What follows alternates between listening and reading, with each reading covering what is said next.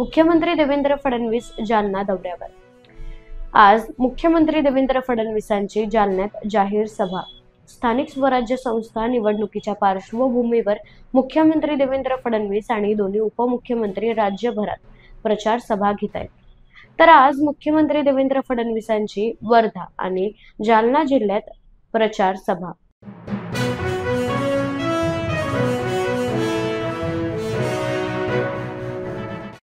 सरकारचा हा निर्णय म्हणजे देर आहे दुरुस्त आहे असंच म्हणावं लागेल। आमदार रोहित पवार यांचं ट्विट। आमदार रोहित पवार यांनी आपल्या एक्स अकाउंटवर पोस्ट करत सिडको जमीन घोटाळा प्रकरणात माहिती दिली आहे। नवी मुंबईच्या 5,000 कोटीच्या सिडको बिवलकर शिरसाट जमीन घोटाळा प्रकरणात सरकारला अखेर समिती स्थापन करावीच लागली। सरकारचा हा निर्णय म्हणजे देर आहे दुरुस्त आहे असंच म्हणावं लागेल। आमदार रोहित पवार यांचं ट्विट।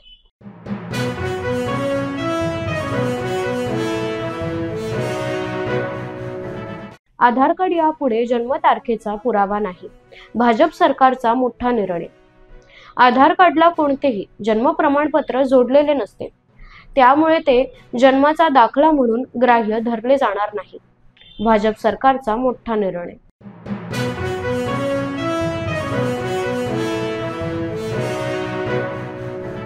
मुंबईतील हवेची गुणवत्ता अत्यंत खराब झाली आहे।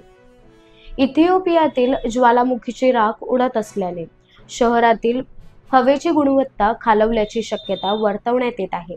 शहरातील हवेचा दर्जा खराब झाल्याने मुंबईतील नागरिकांकडून चिंता व्यक्त करण्यात येत आहे। याबाबत मुंबई उच्च न्यायालयाने सुमोटो याचिका दाखल केलं असून याबाबत आज हायकोर्टात सुनावणी।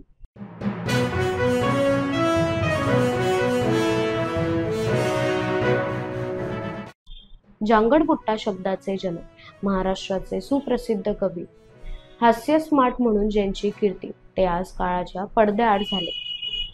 Mirza express fame doctor Mirza Rafi Ahmed Beg यांचे अमरावतीत निधन झाले। लोकनिर्धार चॅनल कडून डॉक्टर मिर्झा रफी अहमद बेग यांना भावपूर्ण श्रद्धांजली।